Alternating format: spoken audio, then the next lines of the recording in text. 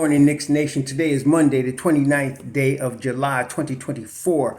I hope you're safe and healthy. I hope you had a good weekend. I hope your family is safe and healthy and that all of y'all had a good weekend. And that the needs of you and your family in terms of food, shelter, clothing, as well as health are being met today. Blessings upon those that work in the healthcare field, along with the first responders, who every day are saving lives. Those also that pick up garbage, keep our places clean, and those that make deliveries for our convenience. Double blessings on the men and women out here trying to help, rescue, deliver, and recover the teenagers and children that are the victims of child molestation and pedophilia. People that are also victims of pornography and child pornography, prostitution, child prostitution, human trafficking, and sex slavery. Double curses on the perpetrators of these things. Double curses on those who profit from these things. And double curses on the perverts that create the industry and demand that make these things exist. Finally, double blessings on the homeless. Nearly 600,000 men, women, children, families, veterans, senior citizens, homeless in the United States of America, and millions around the world in similar or worse conditions. Blessings upon them, for theirs is the kingdom. Today I want to talk about the difference between, let's back up for a second. Now that we got a squad, it didn't just happen by accident. It wasn't just luck that we got a team that can compete for a championship now.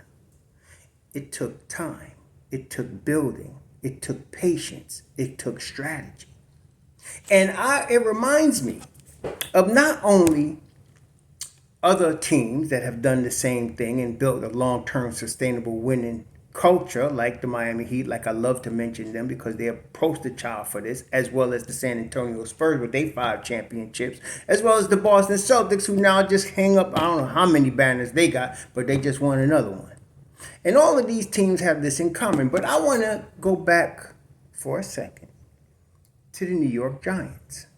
Yes, the football. I don't often compare different sports because different sports are different sports, right? But there's certain commonalities. So I've been a New York Giants fan since Fran Tarkenton was the quarterback back in '67. I was about 6 years old. I do remember watching the games with my dad back at that time. We watched a lot of college football. Giants was painful at that time with Fran Tarkenton, Tucker Frederickson, and them. And then we watched the Jets with Joe Namath win the Super Bowl. That was exciting. And they beat the Baltimore Colts, who were the powerhouse at that time. That time, my favorite teams were the Giants and the Kansas City Chiefs, who ended up also winning the Super Bowl with Lenny Dawson. And I know I'm bringing back a whole bunch of old history, but this is where I started. So it was tough watching the Giants. And as a young kid and a fan, I just thought if we got the right players, right? And I was hoping every year the draft, we would draft the right players. I would watch the practices, not the practices, but the preseason games and know who all the new guys was and hope we got somebody. Then 79, 81, somewhere around, well, 79 really, but 81 when I noticed it, they got Bill Parcells. And then Bill Parcells, then they drafted this young boy out of North Carolina, Lawrence Taylor. And then they started building, and all of a sudden, it was 81. They only won like 4 games in 81. They were like 4-12. And then by the time you get to 85, right, they was ready, right? Now, the Chicago Bears won the 85 Super Bowl, but, they was Jim McMahon and them, Walter Payton and them, I just want to say Alfred Payton. Walter Payton and them, they was rough, okay? Monsters in the Midway. But we was coming. And then in 86, we got there. Now, I look back now, understanding where the Knicks have come. And I'm looking back, and I remember a guy named George Young, and I looked him up. I said, well, I remember George Young played a major role back then. Who was George Young? Well, the Giants, one thing about them at that time, they tried to stay in-house with everybody that ran the organization, but they was infighting, a lot of infighting between management, coaches, owners, and all of that. Now, the Maras, Wellington Mara and them, they owned the team. And they were putting their hands on stuff, and then they decided to hire George Young, 79. George Young gets hired. Then they back off and let George Young run the thing without messing with him. This should sound familiar to you, Knicks fans. George Young goes and eventually hires, now Andy Robustelli, who had been in the Giants organization, old-time Giant. He was out. George Young was in. George Young hires Bill Parcells, and he backs off of Parcells. This should sound familiar. Parcells has his crew, which he brought in, and they proceed to draft Lawrence Taylor and other guys like Lawrence Taylor. I mean, they started drafting a whole bunch of. They started bringing in Marcus Haynes. They start Haynes. I forgot his last name. Cornerback. They started bringing in some dudes, and all of a sudden we in the Super Bowl. And at the end of that, they won 2 Super Bowls. Now after that, Parcells and them started infighting and everything, and Parcells resigned, and Giants sucked for a while again.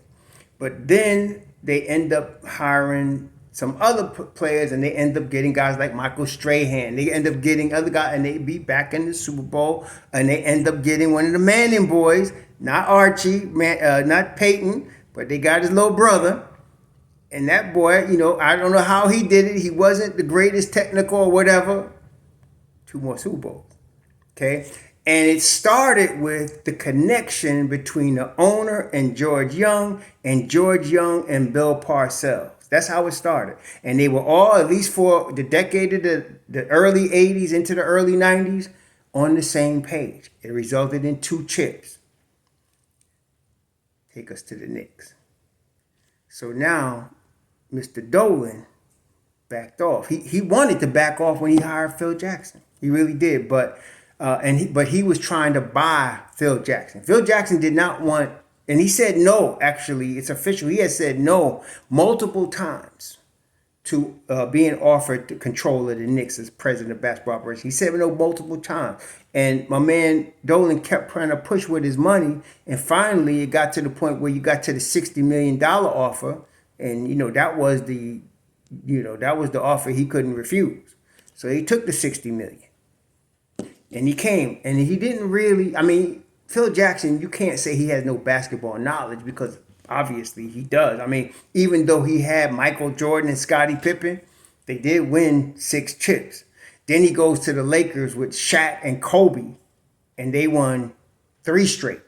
Okay? So, even if, you got to give him the talent, yeah, he had the talent, but he got to know a little bit about basketball. This is the league, right? So he did collect some rings. So he did know basketball. Like, for example, he was correct when he said it's time to trade Kristaps Porzingis. He saw a problem. All of us, including myself, was thinking, this dude is nuts. Between that and him sleeping at practices and sleeping when he's supposed to be scouting and stuff, we was like, this dude don't care. He's nuts, right? But he did know a little bit, but it wasn't enough. He was there because he was bought $60 million. So now we realized through this whole debacle, it was a debacle. Phil Jackson was there. Yes, he was a basketball mind, but he didn't really care. He just wanted the money. So Dolan let him give him the money, write the checks. Dolan got it like that. So then he went through and he hired one of his hired hands, Steve Mills. Steve Mills cared. But, basketball in terms of managing a team wasn't his forte. So being Dolan, he didn't fire Steve Mills. He keeps Steve Mills in the organization, and he eventually brings in the Don. And again, now he wants to hand him the ring and let him run, and he backs off. The Don turns around and hires Tibbs. This sound familiar? And then he backs off of Tibbs, except he messed up one year when he tried to force Kemba Walker on Tibbs. Tibbs went with it for a second. Then he pulled Kibble, and then he tried to force on him Evan Fournier. Tibbs gave Homie a chance, but y'all need to understand what some of y'all still don't. Most of y'all do. I'm going to give y'all the props, but some of y'all don't. And what Fournier and what Leon didn't understand at first with Tibbs is that we need to know, no defense, no bueno. No defense, no bueno. Just like with Bill Parcells. No defense, no bueno. So he sat those dudes, and eventually now he backed off and let Tibbs do Tibbs, and then asked Tibbs what he needs. And Tibbs told him, and he brings in Quentin Grimes. He brings in a Deuce McBride. Tibbs said, no, we got Mitch Rob. We good with that one. And they kept putting in players that fit Tibbs' system. especially this was true. First, they went and got Derrick Rose, a Tibbs dude. And then they brought back Taj Gibson for a minute, a Tibbs dude. Then they went and got a young Tibbs dude in Josh Hart. Then they went and got, well, he made another mistake, and I had to give the Don some credit on this. I mean, he brought in Cam Reddish. I really thought Cam Reddish was that dude. Talent-wise, I still think he's that dude. But he's not available. He's in the Anthony Ambulance School of Unavailability. And with Tibbs, no bueno. No available, no bueno. I don't care how talented you are. Tibbs needs you to be ready when he calls you. And if you ain't, sayonara, buddy. Ask Frank Nitti. See?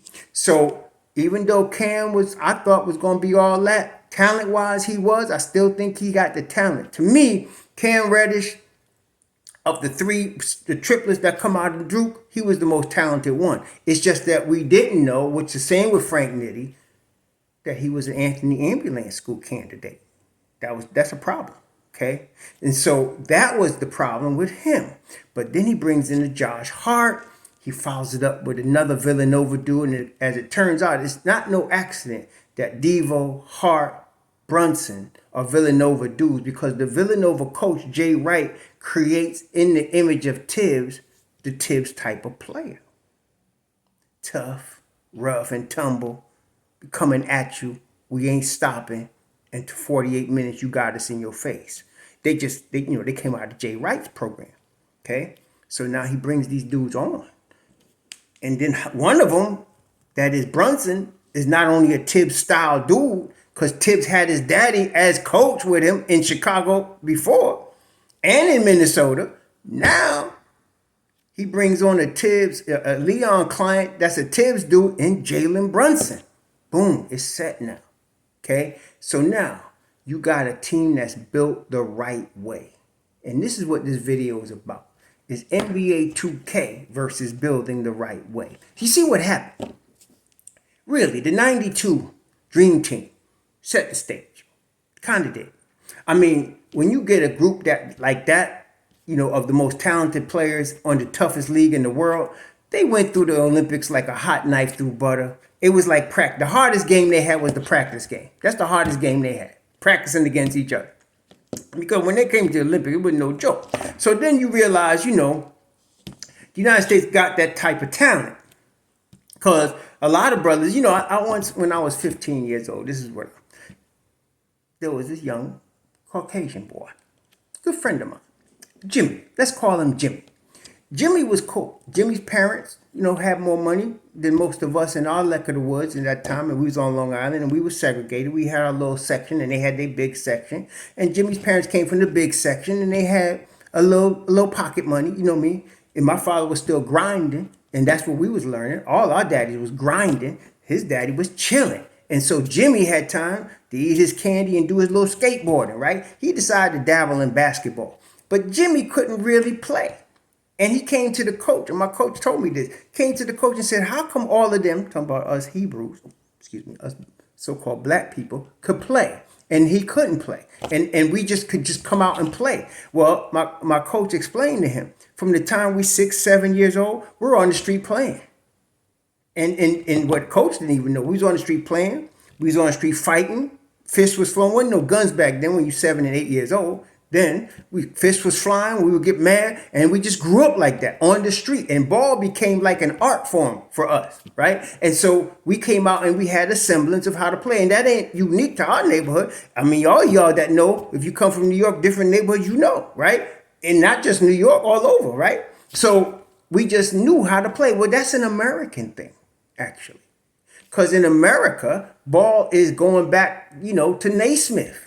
And basketball is going back in the black neighborhoods to, right after Naismith. And so really, we come up with ball. It becomes like part of our, it's our thing. You know what I'm saying? Like, not all of us are pro level. Most of us ain't. But we all know ball, right? From the street. Now, that's why in America, there's the most talent out there. It's like when you want to play hockey, the best talent don't come from America. Like it comes from Canada. Why? because they out in the street playing hockey by the time they like 6, 7 years old, right? That's the way it is. Soccer, or you gotta go somewhere else, like South America, someplace like that, because of the same reasons. So ball is a thing here. It's a tradition. It's deep. So that's why when you got the best league in the world, it's gonna be here. And then all the players that could ball from other parts of the world, they'll come here because this is where the real deal is. This is the league, right? So now, with that, the United States dominating international ball in different spots. And now you got a formula where you got to get the best talent in the world. And people thought, well, watch LeBron, Bosh, and Wade do it. And that's the big three. They did a mini dream team. And now you got the whole big three thing, right? And so now you had all these kids and you still got them looking at NBA2K. And what they do is they get the highest rated players and put them on the team and say, nah, that's how you build a champion. But no, that's not how you build a champion. You got to do it the right way.